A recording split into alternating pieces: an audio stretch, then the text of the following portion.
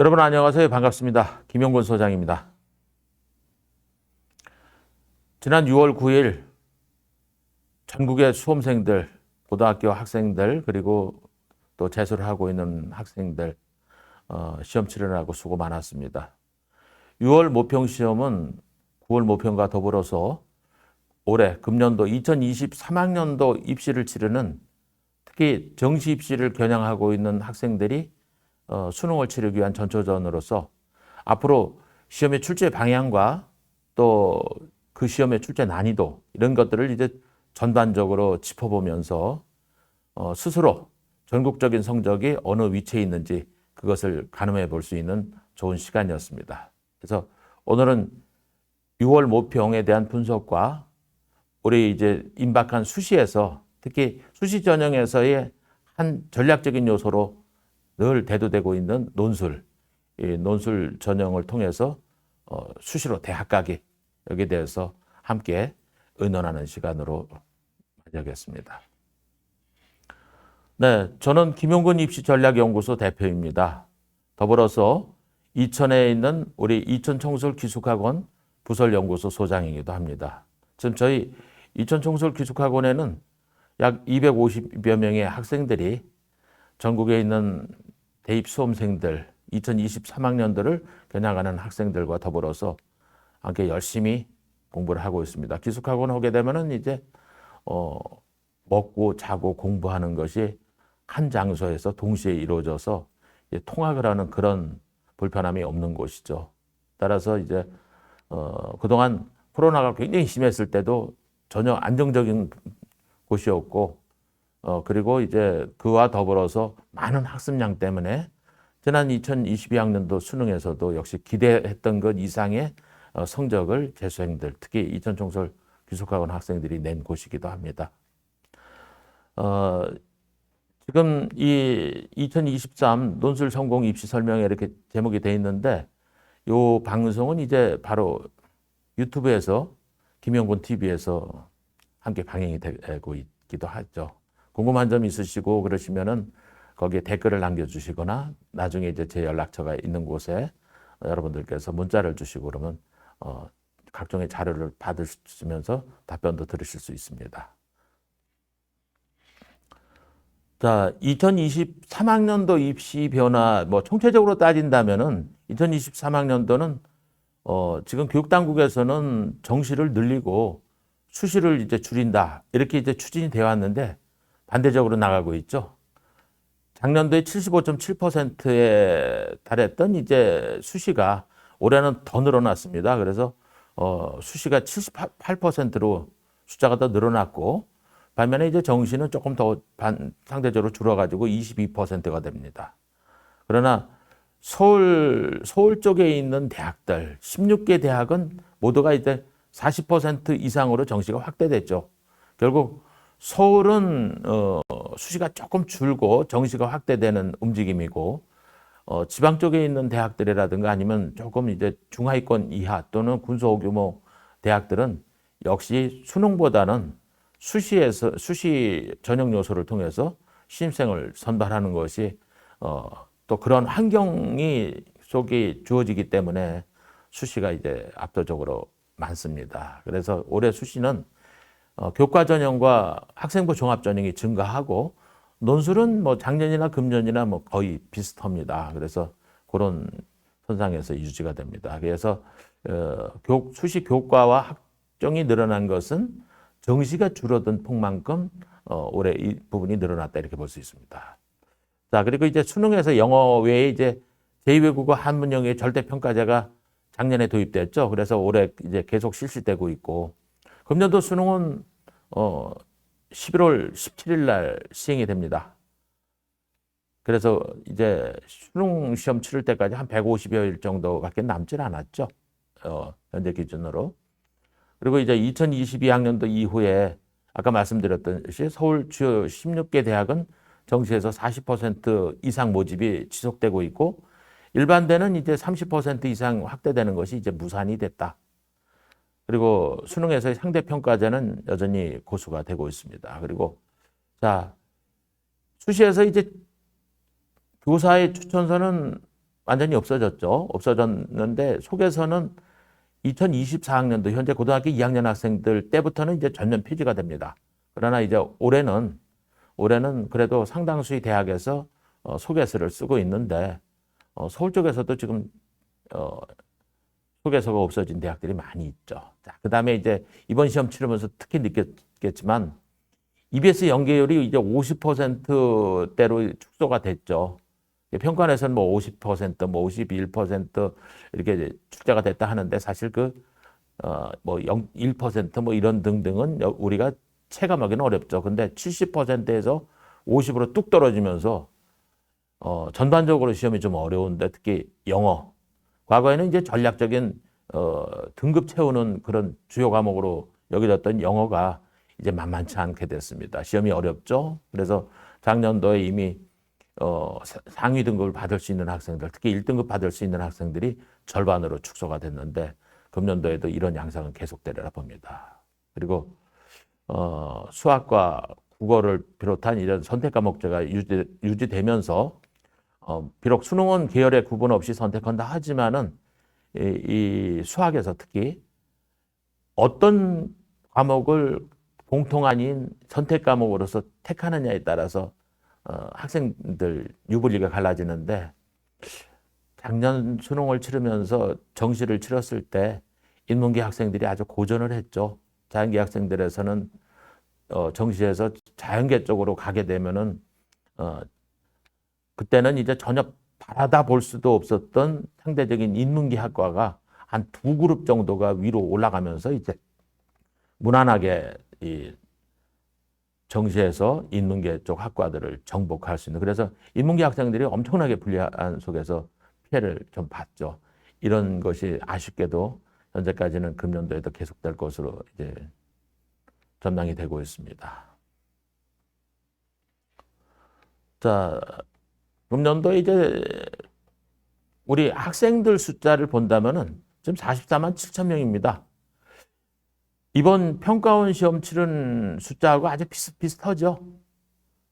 여기 이제 이 44만 명의 학생들은 순수 재학생들인데 고등학교 3학년 학생을 기준으로 하고 있는 건데 수능을 치르는 숫자하고 아주 맞아떨어지는 숫자가 됩니다. 근데 이제 여기서 이제 실제 정시 수능을 치를 때는 한 3만 명 정도가 더 추가되겠죠. 그래서 한 48만 명.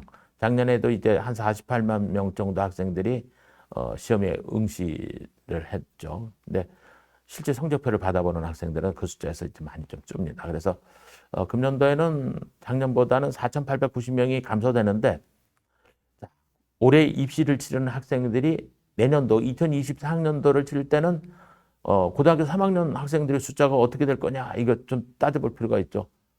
자, 내년도에는 3만 4천 명이 줄어들어버립니다. 더 주는 거죠.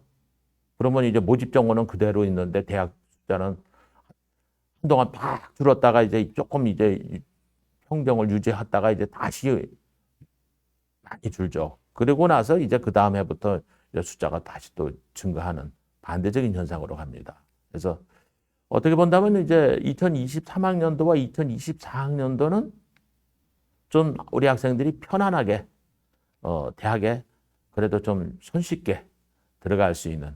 그런데 이젠 대학에 들어가는 것이 서울에 있는 대학, 수도권에 있는 대학에 가는 것이 뭐 자랑이 아니죠.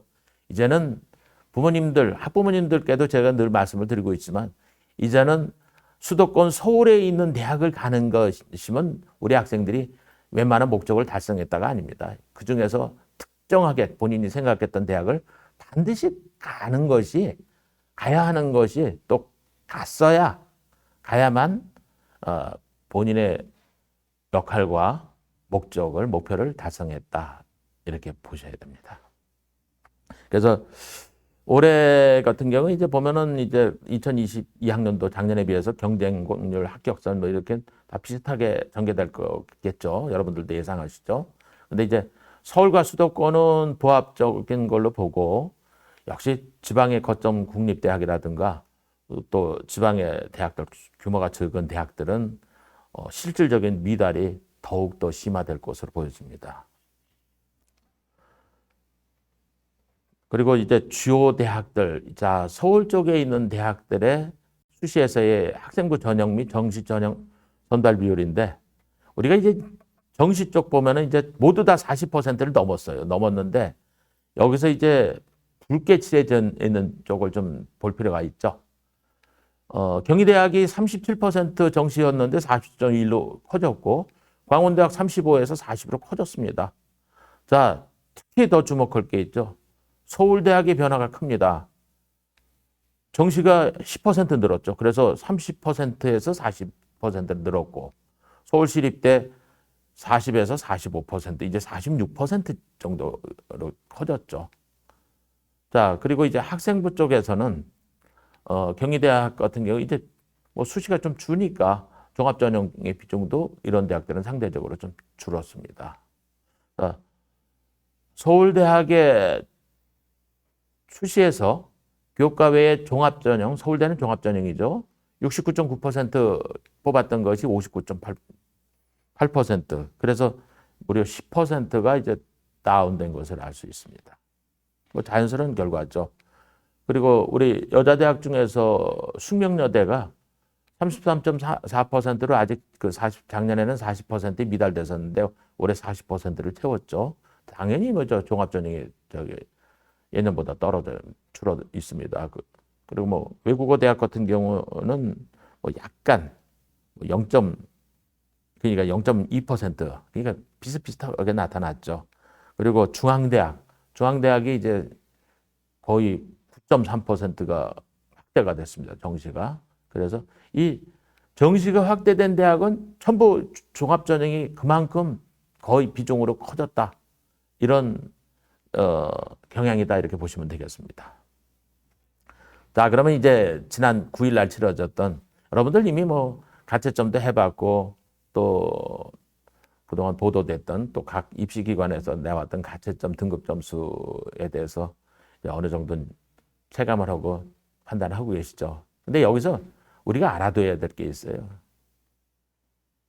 지금 사실 이 수능 체제에서 새로 도입된 2020학년도부터 도입된 이 수능 체제에서 선택 과목제가 이제 영어, 국어와 수학 쪽에 도입됐지 않습니까? 이게 도입되면서 우리 학생들이 시험을 치렀을 때 자기 원점수는 아는데 그 원점수를 기준했을 때 내가 표준 점수가 어떻게 나오고 그러는지는 시험 쳐봐야 알아요. 그리고 또 시험을 치렀던 이 평가원에서도 작년과 마찬가지로 중간에 발표를 안 합니다. 그래서 입시기관들에서는 올해는 특히 대부분이 이 등급별 점수, 원점수를 추정하지를 않습니다. 왜냐하면 변수가 너무 크거든요. 저희도 이제 어떤 가능성을 두고 추정은 하고는 있지만은 이게 실질적인 점수를 완벽하게 추정하기는 정말 어렵습니다. 그러나 우리 학생들이 그래도 지금 현재 상태에서만이라도 내가 어떤 위치에 있는지 이런 정도는 나중에 성적 결과 나올 때까지 표준 점수에 의해서 나왔을 때까지 그냥 둘 수는 없어가지고 추정을 해봅니다. 그래서 여러분들 여기서의 이제 등급간 안에 1, 2점 정도는 충분히 예측과 달라질 수 있다는 것을 염두에 두시고 일단은 내 선을 어느 정도 되는지를 가늠해보는 그런 계기로서 활용한다.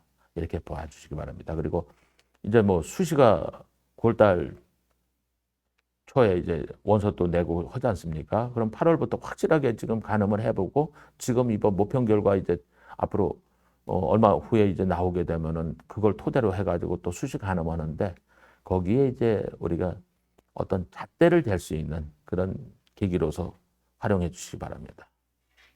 그래서 수능의 가채점 여러분들 점수는 지금 수능에 응시할 수 있는 판단 자료로만 활용하시고 그다음에 이거 가지고 정시에 내가 어디 갈 수 있다 못 간다 그러니까 나는 지금 현재 상태 속에서 굉장히 어려운 과정을 겪는다 이렇게 판단하면 안 됩니다. 이거는 그렇게 되면 아주 치명적인 오류죠. 그래서 그러한 무리한 판단을 하지 마시고 수시에서의 내가 어느 정도 갈 수 있는 그런 부분의 가늠자 이런 걸로 판단해 주시기 바랍니다. 자, 화면을 이제 여러분들이 좀 주목을 해줘 보시죠. 뭐 지금 국어 같은 경우에 이제 화법과 작문, 언어와 매체 여기서 이제 점수죠. 이게 이번 6월 달 시험 추정 점수입니다. 그리고 이제 2020학년도 수능 여기는 이제 뭐 거의 추정 점수가 실점수하고 큰 차이가 거의 없는데 어떻든 이 점수 등급간에 예정되고 있는 요 점수 요것을 여러분들이 내가 이번에 시험 쳐가지고 받은 점수하고 한번 비교를 해보세요. 근데 이 시험 치르고 나서 여러분들 현장에서 느낀 경우는 고등학교 3학년 재학생들하고 재수생들하고 전부 느낌이 달랐을 거예요. 근데 또 공부를 열심히 했던 학생들하고 또 그렇지 좀 덜 아직은 나아가는 과정에 있는 학생들이 좀 느꼈던 것이 다를 거예요. 어떻든 일치된 건 이랬죠. 작년 수능보다는 다소 쉬웠다. 또는 어떤 기관에서는 뭐 비슷했다 이렇게 들었는데 그래도 조금 쉬웠다 이렇게 얘기 나왔죠. 근데 이제 이 조금 쉬웠다라는 것이 재수를 하고 있는 학생들 입장에서는 그런 부분이 어느 정도는 맞아 떨어졌다고 봅니다.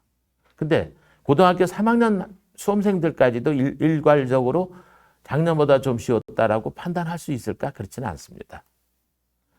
고3 학생들은 아직도 뭐 진도를 다 나간 곳이 않은 곳들도 있고 형성돼 가는 과정이기 때문에 또 어떻든 최근 들어서 다행히 코로나가 이제 진정세를 보이고 있지만 우리 지금 고3 학생들은 고등학교 1학년 때부터 이 코로나를 겪었잖아요. 그래서 학교 대면 수업이 중지되는 상황을 계속해서 2년 동안을 됐고 그 다음에 이제 지금 재수를 하는 학생들은 상대적으로 1학년 때는 이제 안 겪었죠. 그래서 작년 수능을 치르면서도 조금은 좀 여건이 좀 난. 이제 이런 학생들이기 때문에 느낌이 다를 거예요. 근데 여기서 상위권과 중하위권이 그 이번 시험을 공통적으로 느끼는 것은 재수생이나 고3이나 좀 다르다는 것을 여러분들이 생각해 주셔야 됩니다. 왜냐하면은 여기서 이제 보시듯이 1, 2, 3등급 같은 경우는 작년도 시험의 화작과 언매 점수보다 원점수가 다소 높습니다. 이 높다는 것은 동일한 학력을 가진 학생들이 시험을 치렀다는 걸 전제했을 때 시험이 그만큼은 좀 쉬워서 이 등급을 받으려면 적어도 작년보다는 높은 점수를 받았을 때 해당되는 등급을 받는다는 얘기가 돼요. 그래서 요 1, 2, 3등급 수준 선상에 있는 학생들은 좀 전반적으로 쉬웠다라고 보는 것이 맞습니다. 그러니까 이번 수능에서 특히 국어 같은 경우에 아주 변별력이 높은 그러니까 아주 어려운 문제들의 난이도는 좀 낮아졌다고 보시면 돼요. 그래서 이제 요 계층에 있는 학생들이 어렵지 않게 이제 문제들을 정답에 접근할 수 있었다 이렇게 봅니다. 근데 반면에 이제 중간층이라든가 조금 하위에 있는 문제들, 우리 학생들이 대체적으로 1, 2, 3등급에 있는 학생들은 다 맞추고 갈 수 있는 문제들이 또 그 해당되는 4, 5, 6등급, 뭐 7등급, 8등급 이런 쪽의 학생들은 체감 난이도가 틀리죠. 그래서 여기서 보면은 점수가 오히려 작년보다 조금 더 떨어졌어요. 낮아졌어요. 그건 조금 낮은 점수 가지고 이제 좋은 등급을 받을 수 있다라는 그런 장점은 있죠. 그러나 그만큼 우리 학생들의 체감 난이도는 높았다. 그래서 요 1, 2, 3등급과 이 학번의 등급 간에 있어서의 이 문제에 대한 난이도 이것은 전부 달라질 거예요. 그래서 여러분들이 지금 느끼고 있는 내가 어느 위치에 있는지 그런 것에 따라서 느낄 수 있는 것이 비슷할 겁니다. 근데 상대적으로 남들은 어렵다고 느꼈는데 나는 상대적으로 좀 쉬웠던 것 같다. 그보다는 쉬웠던 것 같다. 그런 학생들은 이제 기대치보다 좀 더 높은 점수를 받을 수 있다. 이런 자신감 가질 수 있죠. 근데 자, 6월 모평시험 치른 모든 수험생들은요. 이게 다가 아닙니다. 이제 시작이잖아요. 이건 9월달 모평시험이 되면은 또 달라져요. 첫째는 재수생하고 고3 학생들 같은 경우에 지금 고3 학생들은 이번에 재수를 도전한 학생들하고 비교했을 때 상대가 좀 안 되는 그런 부분이 현실적으로 큽니다. 그게 이제 9월 달 되면 이제 어느 정도 가까이 가는 거죠. 그리고 지금 또 고등학교 학생들, 고3 학생들 간에도 서로 차이들이 있는 거죠. 근데 통상적으로 보면은 6월 달 시험은 좀 어렵게 나오고, 그 다음에 9월 달은 이제 전체적인 진도를 다 포함해가지고 내면서 문제의 난이도가 조금 떨어지게, 좀 쉽게 이렇게 내가지고 실제 수능장에 가게 되면은 그 중간치를 이제 택하려고 평가원에서들 많이 노력을 합니다. 그런데 이제 거기서 난이도 배정에 좀 다소 실패적인 요소가 있고 그러면 갑자기 어려워질 수도 있는 거 그런데 그렇게 하거든요. 그래서 지금 예상대로 된다면은 9월 달 시험은 6월보다는 좀 더 쉬워질 수 있는데 이번에 좀 상대적으로 쉽게 나온 그런 난도 측정 거기서 이제 평가원에서 이 부분에서는 다시 재조정이 필요하겠다면은 다시 그 부분에 시험이 더 약간 더 어려워질 가능성도 있습니다. 그러니까 이번 6월 달은 정말 내 수준을 전국적으로 이제 가늠해 본다. 그래서 수시에 대비한다. 이런 마음가짐으로서 여러분들이 봐주시기 바랍니다. 그리고 수학, 자 확률과 통계, 미적분, 기하. 요거는 뭐 전체적으로다가 작년 수준에서는 다 좀 쉬웠던 걸로 나타나고 있습니다. 뭐 그건 좀 다행스럽죠. 우리 학생들이 지금 수학을 포기하는 계층 학생들이 굉장히 많이 늘어날 정도라는데 여러분들은 전부 다 뭐 수학 과목에 흥미를 가지고 있는 학생들이죠. 대학에 가기 위해서도 그렇고 뭐 시험이 그렇게 작년처럼 그렇게 많이 어렵지 않게 출제된 것에 조금 안도는 해주실 필요 있어요. 근데 전 사실 이 2022학년도부터 선택 과목별 이 수능 만족치 못하는 부분이 큽니다. 왜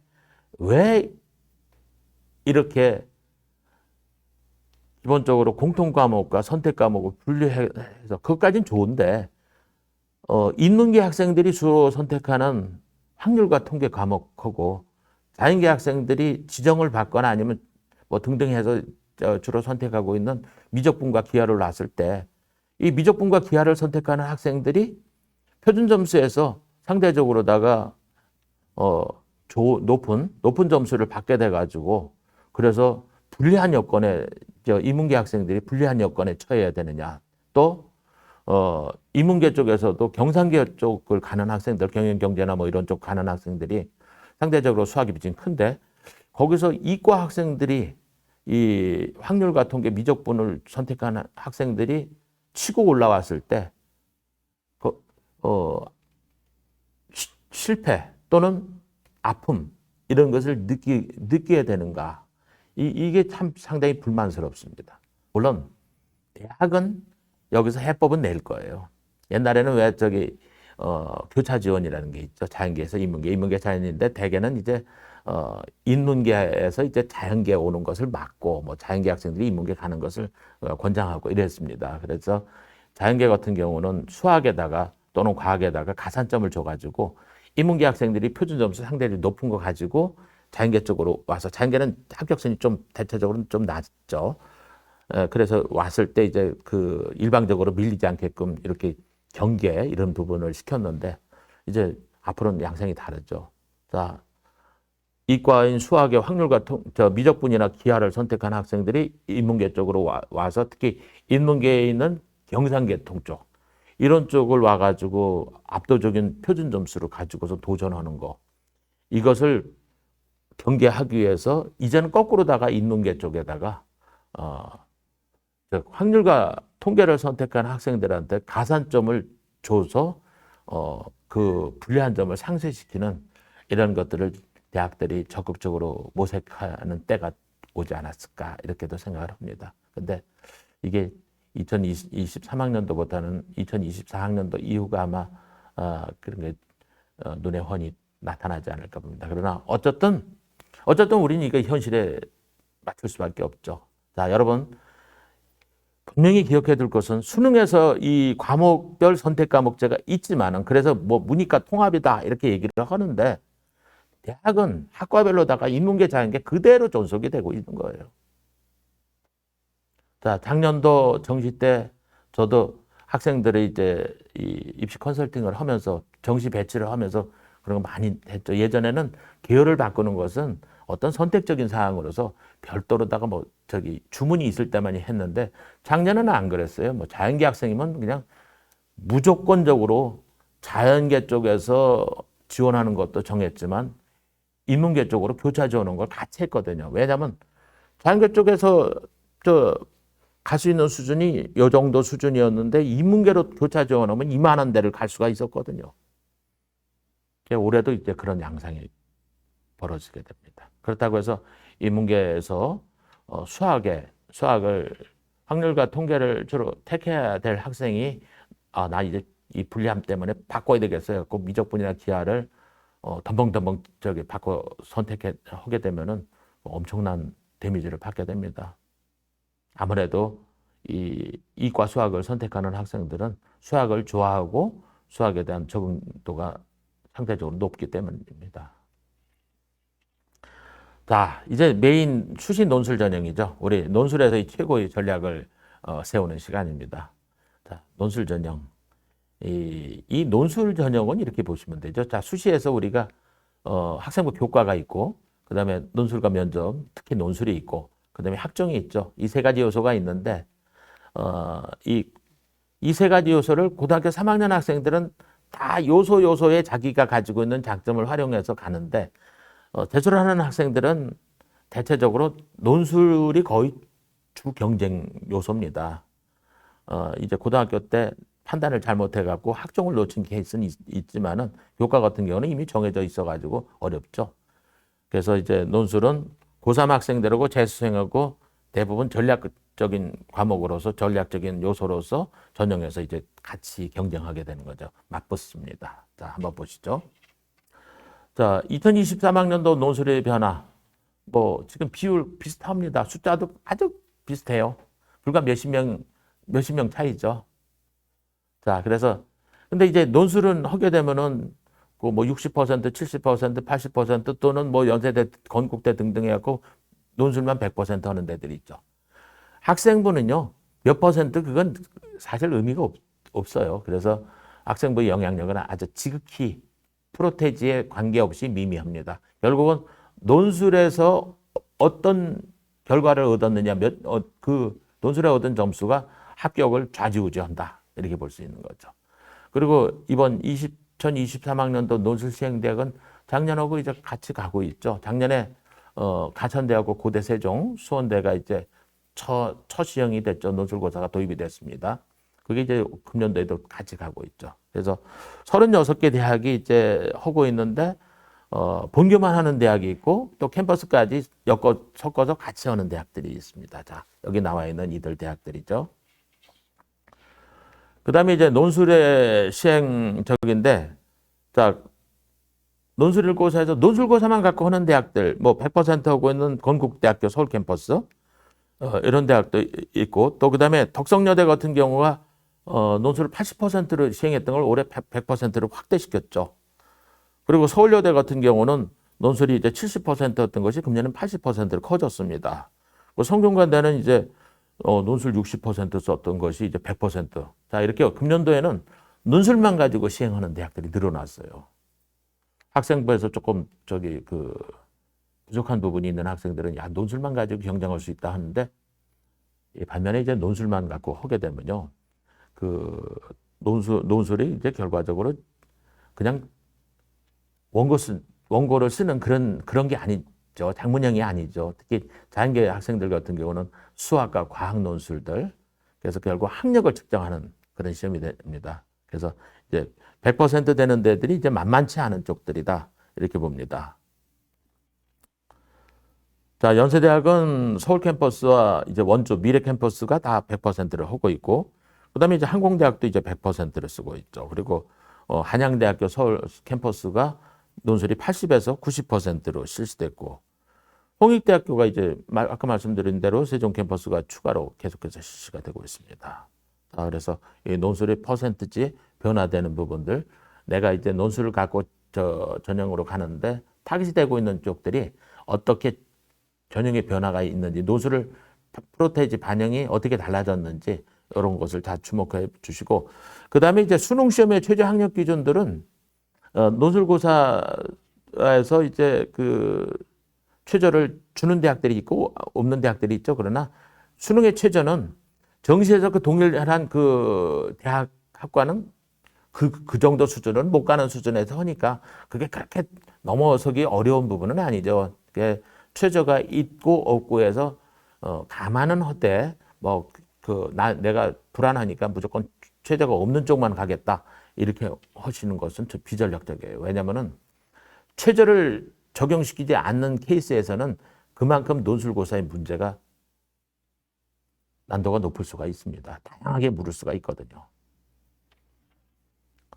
자, 그 다음에 이제 논술의 출제 유형인데, 여기에 이제 인문계 같은 경우도 언어 논술만 쓰는 데가 있고, 언어에서 통계도 표, 이런 것들이 들어가는 쪽들이 있습니다. 특히 이제 이런 케이스에서는 이제 통계표가 들어간다든가 아니면 수리 논술을 같이 쓰고 있는 대학들, 뭐 연세대, 이화여대 뭐 이런 등등이죠. 이런 쪽 같은 경우는 경영경제 쪽, 때로는 뭐 사회계열이라든가 인문 쪽들에서도 수학적인 이런 부분들이 들어가고 있다. 그래서 자기가 인문계 학생들이라 하더라도 그 분야 쪽에 내가 자신감이 있고 준비가 잘 될 수 있는 학생인지 따져가지고 이제 보셔야 돼요. 그리고 지금 서울산업기술대학 같은 경우는 경영학과에서는 수리 논술을 보고 있죠. 경영학과에서 수리 논술을 봅니다. 그런데 이거는 완전히 수학만 가지고 가는 거죠. 그 다음에 이제 교과 논술 같은 경우는 교과를 통합한 거나 또는 국어와 수학을 하고 있는 게 뭐 고려대 세종이나 가천대 수원대 이렇게 나눠지는. 자, 그래서 논술의 출제 유형을 인문계에서도 수학적인 논술 또는 통계적인 부분 이런 것들을 함께 제시문으로서 보고 있다는 것을 감안을 해야 됩니다. 그 다음에 이제 자연계 같은 경우는 뭐 수학 또는 수학과 과학이죠. 자, 여기 나와 있는 이 부분들을 보시면 돼. 거기서도 이제 언어 논술을 함께 병합해서 보는 대학들도 많이 있죠. 근데 이제 요게 이제 그 출제 유형을 내가 지원하는데 감안을 해가지고 논술을 준비를 해야 되는데, 이과 논술을 치르는 학생들은 이걸 전략적으로 한 번 더 자기 쪽에 맞춰서 따져보셔야 돼요. 내가 수학도 잘하고 과학도 잘한다. 근데 특히 수학을 훨씬 잘한다. 이런 학생들은 어떻게 해서든지 자기 지방권 대학에서 수리 논술을 치르는 내가 응시하는 것이 나한테 굉장히 도움이 되고 내가 유리한 입장에 쓰죠. 근데 내가 둘 다 어느 정도 잘하는데 수학이 압도적으로 잘하는 것은 아니다. 이랬을 때는 수리 논술과 과학 논술을 같이 볼 수 있는 그런 대학으로 가게 되면은 내 불리한 요소도 좀 그렇게 큰 비중이 아니니까 여기 또 내가 좀 열심히 할 수 있고 요것도 열심히 할 수 있는 이렇게 나눠서 할 수 있는 이런 걸로 분리해 가지고 하는데 이미 여러분들 이 출제 유형들이 계열에 따라서 한 것은 판단이 다 되셨죠? 그래서 거기에 맞춰서 준비하시고 있으리라고 나 생각합니다. 그리고 나 지금 수능 공부하는데 이거 언제 이 논술 준비를 같이 병행해야 되나 불안하다. 이런 학생들이 있으면은 아직은 괜찮습니다. 제가 입시 30년 넘게 이제 쭉 지켜보는 과정에서 보면요. 대학들이 그렇죠. 이 논술 준비가 아직 덜 돼 있어도 수능이 이제 이번 평가원 시험 치르고 이런 단계에서부터 이제 내가 어느 정도 이제 안정적으로 이제 소위 복습을 해 나가는 단계다 할 때는 이제부터 논술 준비를 슬슬 시작을 하셔도 되고요. 근데 아직은 뭐 나는 수능 쪽에다 주력을 할 수밖에 없다. 이런 학생들 같은 경우는 9월 모평 정도까지는 수능 쪽에 주력을 하고 하다가 이제 모평 치르고 나서 나오는 결과치를 가늠해 보고 나서 이제는 내가 좀 안정적이다. 이랬을 때 그때부터 이제 논술 준비를 들어가도 됩니다.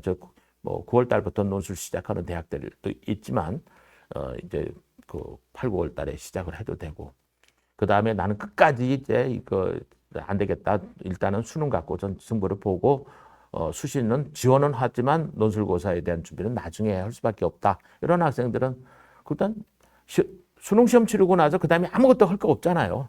그때들 이제 뭐 남은 며칠 동안 또는 뭐 일주일, 2주 뭐 이런 정도 기간들이 대학별로 다르죠. 그때 뭐 지방에 있는 학생들도 서울에 올라와서 논술 전문 학원에 들어가 가지고 그 압축돼 있는 그 시간 동안에 그 해당되는 대학의 논술에 맞춰 가지고 준비를 하거든요. 그렇게 해 가지고 합격들도 많이 됩니다. 그러니까 내 상황, 내 유형들 따져봐 갖고 아직은 불안해할 시기는 아니다. 그리고 우리 학부모님들께서 특히 학생들을 그렇게 잘 지도를 해 주시기 바랍니다. 자, 다시 한번 우리가 본다면 이제 수능에서 전형 방식에서 뭐 가톨릭 대학처럼 논술 70에 학생부 30 또는 건국대학의 논술 100, 또 경희대학에서 역시 70대 30 이렇게 뭐 등등 다르죠. 근데 논술 100인 대학은 논술 100인 대학의 그 논술 집중 특성 이런 것들이 논술만 가지고 이제 뽑는다 이렇게 보면 되고, 그 다음에 이제 학생부를 적는 데는 학생부의 영향이 있긴 하지만 좀 그건 미미하고 결국은 거기도 다 논술에 의해서 뽑는다 이렇게 보시면 됩니다. 그리고 수능 최저가 있고 없고 여기서 이제 보면은 오히려 논술을 100% 치르는 대학에 수능 최저가 있죠. 여기도 보면 건국대 덕성여대 논술만 갖고 다 뽑는데 그럼 논술로 충분할 텐데 수능의 최저를 요구하고 있다는 거. 그럼 이게 암시하고 있는 것이 뭘까 여러분들이 금방 머릿속에 떠오르시죠? 논술이 대학에서 요구하는 학력 수준을 측정할 수 있는 부분에서 다 차는 것은 아니기 때문에 최소한 수능 최저까지를 요구하는 방패막이가 설치된다 이렇게 보셔도 됩니다. 자, 이화여대 같은 경우에 논술이 70에 학생부 30인데 여기는 또 없죠. 자, 한양대학교 같은 경우는 논술이 90인데 학생부 종합평가, 이거는 학생부 교과만 보는 게 아니라 학생부 내에 있는 여러 가지 요소들을 다 보죠. 학종처럼 그런 평가를 하는데 여기는 이제 또 수능의 최저는 없습니다. 그리고 연세대학은 논술 100%로 논술만 뽑는데도 수능의 최저가 있고, 이런 부분들을 다시 한번 가늠해 보시기 바랍니다. 그리고 이제 최저 학력 기준들은 보면은 뭐 세계 영역의 등급합이 5등급이다, 6등급이다 이래 등등 하는데 본인의 지금 선상에서 내가 이제 수능에서 우선은 일단 논술고사를 치를 때 논술에 대한 나의 학력 수준 또 치를 수 있는 그 준비되어 있는 상황 이런 걸 봐가지고 이제 수시 때 지원을 하지만은 일단 선상은 그거죠. 최저가 있는 경우는 최소한 그 최저는 이제 충족을 하고 갈 수 있는지를 따져봐서 충족하기 어려운다면은 아무리 내가 논술 준비 잘 돼 있어도 지원하면 곤란하겠죠. 네, 그런 가늠자로서 이제 봐주시기 바랍니다. 그리고 학생부 같은 경우는요, 뭐 몇십 퍼센트를 반영하든 그 크게 의미는 없어요. 왜냐하면 학종에서처럼 교과처럼 이게 아주 크게 이제 굉장히 높은 수준 또는 뭐 그 웬만한 수준을 요구하는 게 아니거든요.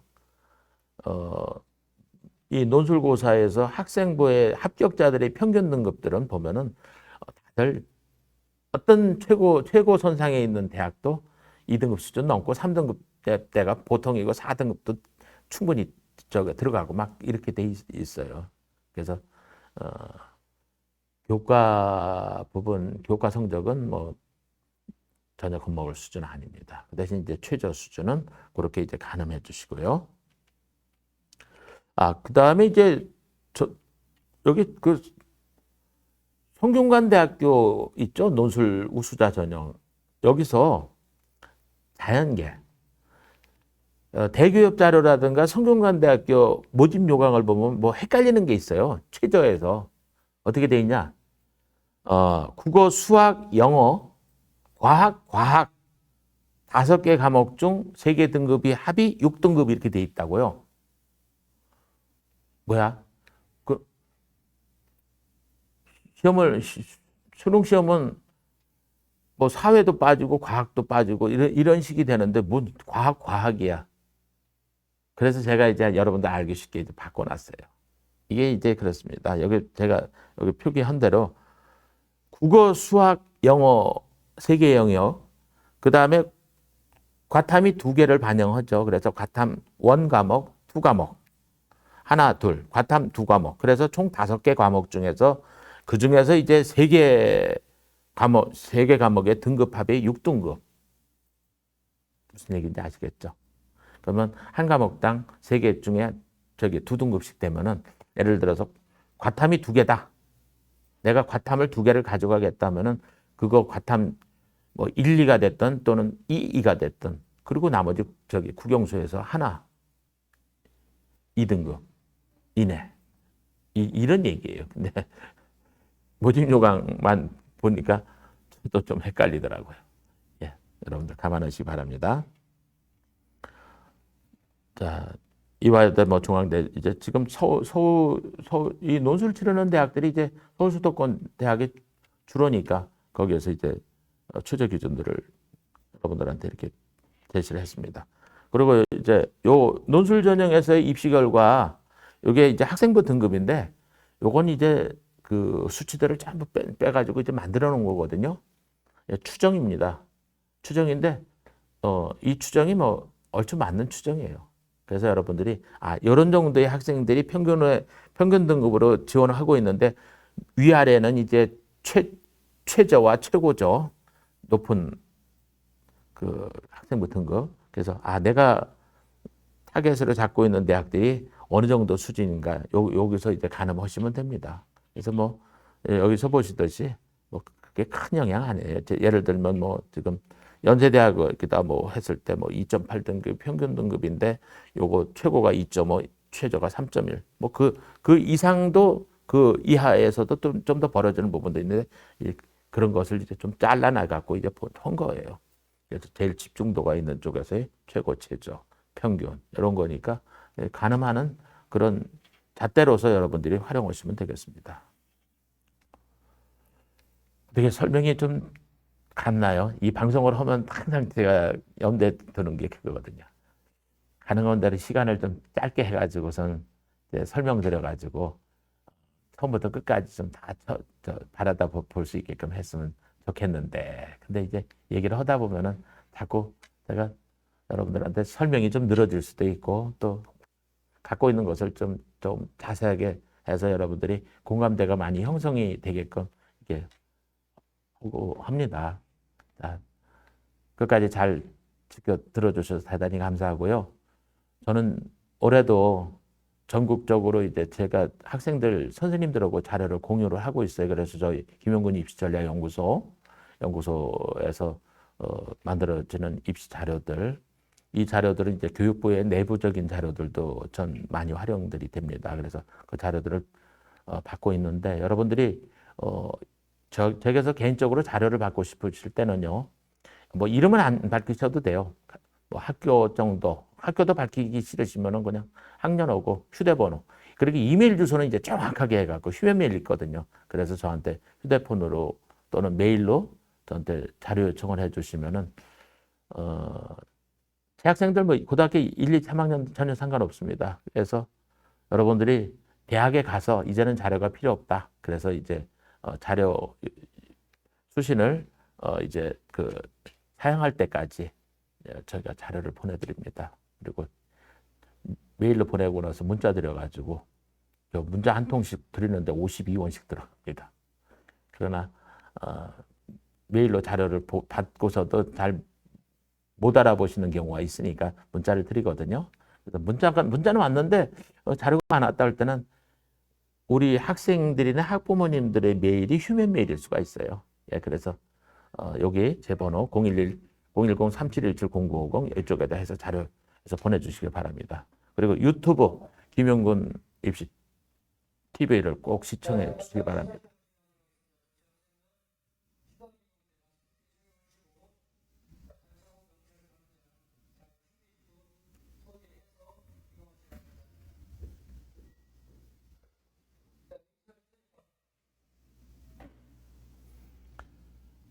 예, 그리고 제가 소속돼 있는 우리 부설연구소를 두고 있는 이천 청솔 기숙학원 지금 재수하고 있는 학생들이 많은 학습량 속에 공부하고 있죠.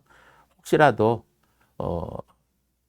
올해 입시를 치르고 나서 재수를 하는 케이스가 왔을 때, 그럴 때 이 연구소 김영곤 소장한테서 직접적인 모든 이제 관리를 받아 가시면서 재도전 또는 상위 도전을 꿈꾸게 됐을 때는 저에게 연락 주셔가지고 재추천 받으시면 아주 다양한 뭐 등록금 감면 혜택도 있고 좋은 여건 속에서 좋은 결과를 받으실 수 있을 겁니다. 네, 고맙습니다. 마치겠습니다.